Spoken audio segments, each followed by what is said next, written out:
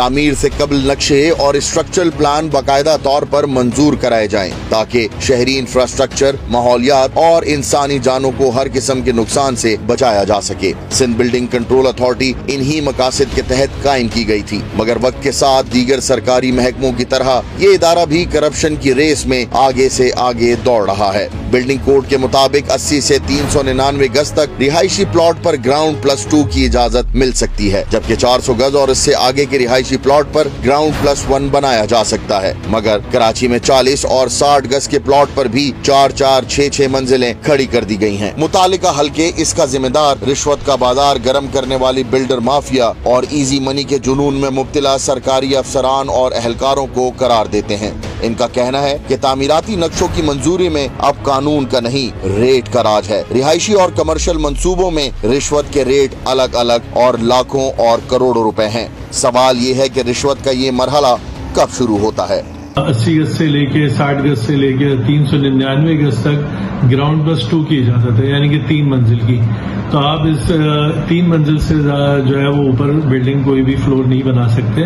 400 گز 600 گز وہ آپ گراؤنڈ پلس 1 بنا سکتے ہیں، 2 منزل بنا سکتے ہیں۔ تو یہ ریزیڈینشیل پلاٹس ہوتے ہیں عام طور پہ جس پہ اس کی اجازت دی جاتی ہے، اور لیکن جو آپ جیسے کہہ رہے ہیں دیکھتے ہیں کہ پورشن مافیا اور انلیگل کنسٹرکشن کرنے والے لوگ اس پہ 6 7 منزلات کی تعمیر کرتے ہیں۔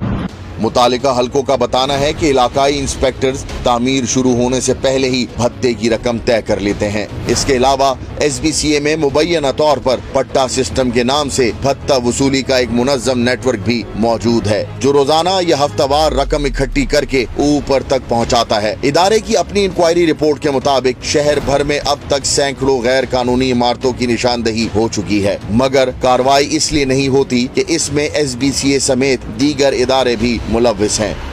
انلیگل جو بلڈنگ ہے جو بغیر اپروول کے بنائی جا رہی ہوتی ہیں، جن کے نقشے اگر 2 منزل یا 3 منزل کے پاس ہیں تو ان پہ 5 6 منزلہ عمارت تعمیر کی جاتی ہے۔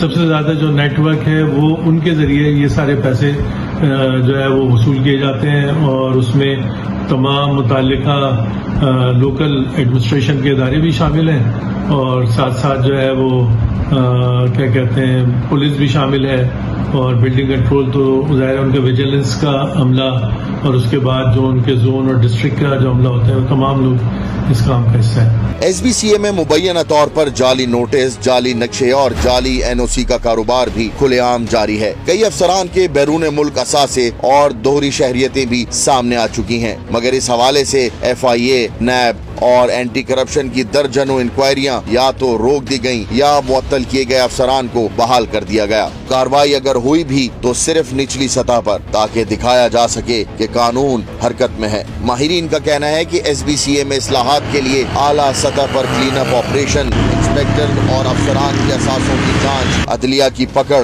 اور تعمیراتی عمل کی مکمل ڈیجیٹل مانیٹرنگ ضروری